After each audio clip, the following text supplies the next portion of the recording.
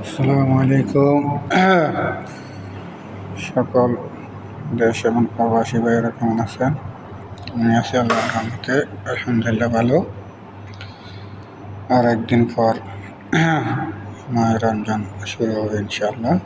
সবাই রোজা রাখবেন, নামাজ পড়বেন।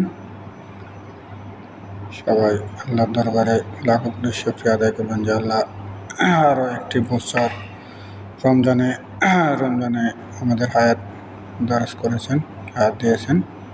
সেই জন্য সবাই আল্লাহর কাছে শুকরিয়া আদায় করবেন। অনেকে এক বছরের ভিতরে কতজনই দুনিয়া ছেড়ে চলে গেছেন, আমাদেরকে আরেকটিবার রমজানে হায়াত দারাজ করেছেন। সেই জন্য আমরা আল্লাহর দরবারে শুকরিয়া আদায় করি, আলহামদুলিল্লাহ। কয়েকদিন গত 12 তারিখ যে নির্বাচন হয়েছে, সকল দেশের মানুষ জামাতে ইসলামকে ভোট দিয়েছে। দেশের মানুষের কোনো দোষ নেই, দোষ হলে সব আওয়ামী লীগ, পুলিশ এবং ইউনূসের এবং কিছু ডিসি এসপি ওদের।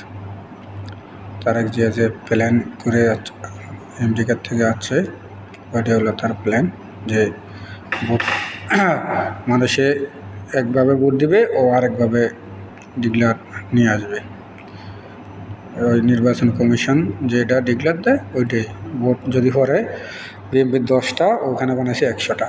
ঠিক আছে, যে আমাদের ইসলামের সকল ভাইদেরকে বলছি, বিএনপিকে কখনো সুযোগ দেওয়া যাবে না। ঠিক আছে, বিএনপি আওয়ামী লীগপন্থী। ঠিক আছে, বিএনপি আওয়ামী লীগতে আবার পুনর্বাসন করবে, কারণ তারা আওয়ামী লীগের সাথে ওয়াদা করছে যে যদি ওরা বিএনপি সংখ্যাগরিষ্ঠ যদি ওরা ক্ষমতা যাইতে পারে, তাহলে আওয়ামী লীগের যত কেস মামলা আছে সব উঠাই নেবে, আওয়ামী লীগকে আবার সুযোগ দেবে নির্বাচন করার জন্য, অথবা আওয়ামী লীগকে আবার বাংলাদেশে পুনর্বাসন করবে। ঠিক আছে, সকল জামাতের ভাইদেরকে বলছি, বিএনপিকে কোনো সুযোগ দেওয়া হবে না। বিএনপিকে আওয়ামী লীগকে বিদায় করা হয়েছে, বিএনপিকে ইনশাল্লাহ বিদায় করার জন্য কঠিন থেকে কঠিন আন্দোলন করে তুলতে হবে। ঠিক আছে, বিএনপি আজকে গাদ্দারামি করছে যে জুলাই সনদে ওরা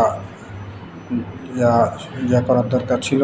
ঠিক আছে, ওরা শপথ নেয় নাই জুলাই সনদের প্রতি। ঠিক আছে, ওরা শপথের আজকে প্রথম দিনে ওরা গাদ্দারামি করছে, ওদেরকে কার ভাঙ্গিয়া দেওয়া হবে। ঠিক আছে, সকল জামাতের ভাইরা বলছি সবাই সজাগ থাকবেন, আরেকটা জুলাই হতে হবে। ঠিক আছে, জুলাই এখনো শেষ হয় নাই, আরেকটা জুলাই বাংলাদেশে হলে ইনশাল্লাহ বাংলাদেশ কিছুটা স্বাধীন হবে।